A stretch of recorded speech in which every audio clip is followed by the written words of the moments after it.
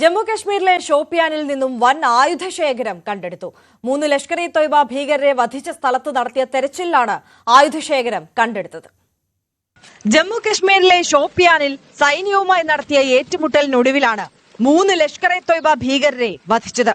തുടർന്ന് നടത്തിയ പരിശോധനയിലാണ് AK സീരീസിൽപ്പെടുന്ന തോക്കുകളും റൈഫിളുകളും ഗ്രനേഡുകളും ഉൾപ്പെടുന്ന ഉഗ്രശേഷിയുള്ള ആയുധശേഖരം കണ്ടെത്തിയത്.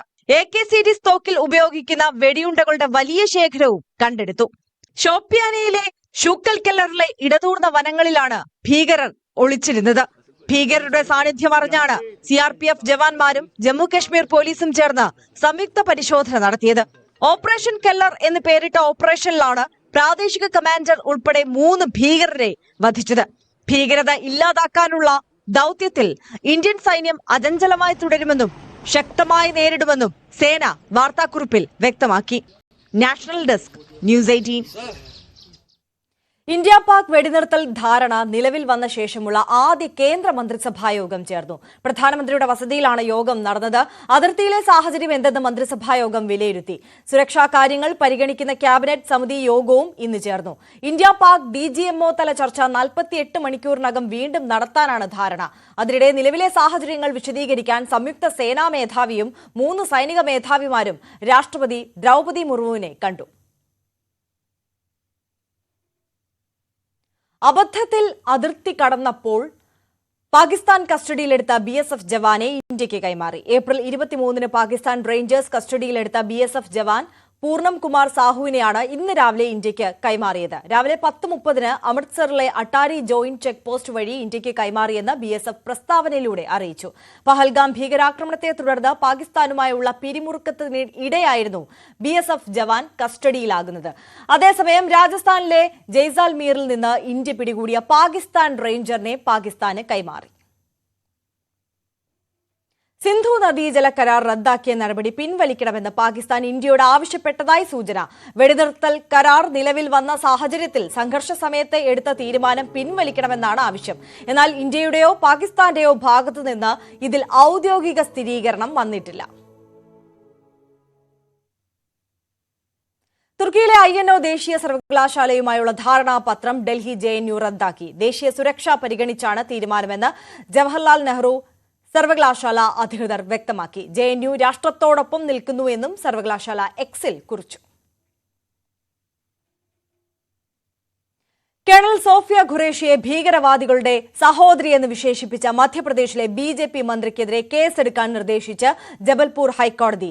വിജയ് ഷായെ മന്ത്രിസഭയിൽ നിന്ന് പുറത്താക്കണമെന്ന് പ്രതിപക്ഷവും ആവശ്യപ്പെട്ടു. जैसे हमारे मोदी जी समाज के लिए जी रहे, समाज के लिए जान लगा रहे, और जिन्होंने हमारी बेटियों के सिंदूर उजाड़े थे वही कटे पिटे लोगों को हमने उन्हीं की बहन भेज करके उनकी ऐसी की तैसी करवाई. एक बार मोदी जी के लिए जोरदार ताली बजाएं. മധ്യപ്രദേശ് മന്ത്രി വിജയ് ഷായുടെ അധിക്ഷേപ പരാമർശം ദേശീയ തലത്തിലടക്കം BJPക്ക് തലവേദനയാവുകയാണ്. കേണൽ സോഫിയ ഖുറേഷിയെ ഭീകരവാദികളുടെ സഹോദരിയെന്ന് അധിക്ഷേപിച്ച വിജയ് ഷായ്ക്കെതിരെ കേസെടുക്കാൻ ജബൽപൂർ ഹൈക്കോടതി നിർദ്ദേശിച്ചു. മന്ത്രിയുടെ പരാമർശം നിന്ദ്യമാണെന്നും സമൂഹത്തിൽ വർഗീയ ഭിന്നത സൃഷ്ടിക്കുന്നതാണെന്നും കോടതി പറഞ്ഞു. ഉത്തരവാദിത്തപ്പെട്ട ചില വ്യക്തികൾ സ്ത്രീകളെ അവഹേളിക്കുന്നതും ഇത്തരം പ്രസ്താവനകൾ നടത്തുന്നതും അങ്ങേയറ്റം ദൗർഭാഗ്യകരമെന്നായിരുന്നു ദേശീയ വനിതാ കമ്മീഷന്റെ പ്രതികരണം. സ്ത്രീകളുടെ അന്തസ്സിനെ വ്രണപ്പെടുത്തുക മാത്രമല്ല, രാജ്യത്തിന്റെ സുരക്ഷയിൽ പ്രധാന പങ്കുവഹിക്കുന്ന രാജ്യത്തിന്റെ പെൺമക്കളെ അപമാനിക്കുകയും ചെയ്യുന്നു എന്നും Xൽ കുറിച്ചു. എന്നാൽ വിജയ് ഷായുടെ പേര് പറയാതെയായിരുന്നു വനിതാ കമ്മീഷന്റെ വിമർശനം. വിജയ് ഷായുടെ പരാമർശം ശ്രദ്ധയിൽപ്പെട്ടെന്നും മന്ത്രിക്ക് മുന്നറിയിപ്പ് നൽകിയിട്ടുണ്ടെന്നും BJP നേതാവ് VD ശർമ്മ പ്രതികരിച്ചു. രാജ്യത്തിനു വേണ്ടി പോരാടിയ ധീരവനിതയെ മതത്തിന്റെ പേരിൽ അധിക്ഷേപിച്ച വിജയ് ഷായെ മന്ത്രിസഭയിൽ നിന്ന് പുറത്താക്കണമെന്ന് കോൺഗ്രസ് അടക്കമുള്ള പ്രതിപക്ഷ കക്ഷികളും ആവശ്യപ്പെട്ടു. ഇതേ തുടർന്ന് ക്ഷമാപണവുമായി വിജയ് ഷാ രംഗത്ത് വന്നു.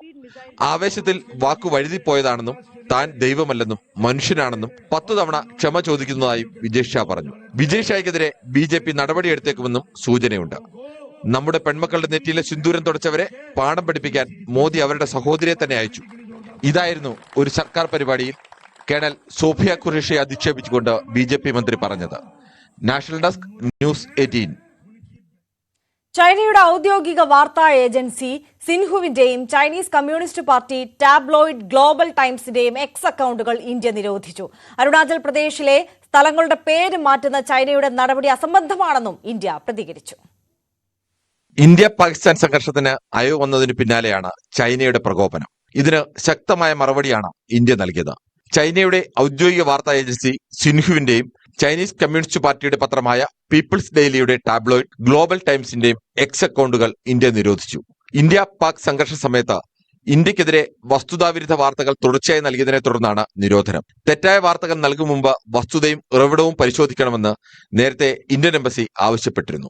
2021 പഞ്ചാബിൽ തകർന്നു വീണ MiG-21 വിമാനത്തിന്റെ ചിത്രം നൽകി ഇന്ത്യയുടെ റഫാൽ വിമാനം പാകിസ്ഥാൻ വെടിവെച്ചിട്ടതാണെന്ന പ്രചാരണമടക്കം തെറ്റാണെന്ന് ഇന്ത്യ ചൂണ്ടിക്കാട്ടിയിരുന്നു. അതിനുശേഷവും പാകിസ്ഥാന്റെ വ്യാജ അവകാശവാദങ്ങൾ ഗ്ലോബൽ ടൈംസ് നൽകിയതിനെ തുടർന്നാണ് നിരോധനം. ഇതിനിടെ അരുണാചൽ പ്രദേശിലെ പല സ്ഥലങ്ങളുടെയും പേരുമാറ്റി ചൈനീസ് പേരുകളിട്ട് അതിന്റെ പട്ടിക ചൈന പുറത്തുവിട്ടു. അസംബന്ധം എന്നായിരുന്നു ഇന്ത്യയുടെ പ്രതികരണം. അരുണാചൽ പ്രദേശ് ഇന്ത്യയുടെ അവിഭാജ്യ ഘടകമാണ്. പേരുമാറ്റിയെന്ന് അവകാശപ്പെട്ടതുകൊണ്ട് അതിൽ മാറ്റം വരില്ലെന്നും ഇന്ത്യ വ്യക്തമാക്കി.